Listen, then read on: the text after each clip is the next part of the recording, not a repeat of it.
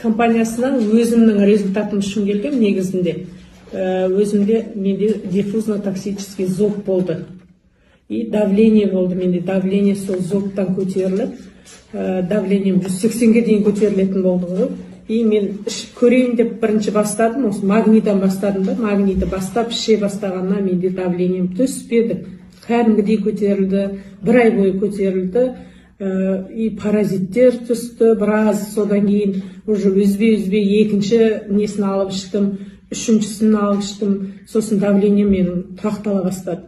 Одан кейін мен ана зобтан қатты қиналдым ғой, кәдімгідей одышка болды, тахикардия, менде қатты тарсылап тұратын жүрегім. Содан жаңағы одышка басылып, и қаным да жақсы болып жаңағындай, и бетімнің светі түзеліп кішкене жақсы болдым ғой, зобтан нелерім жақсы.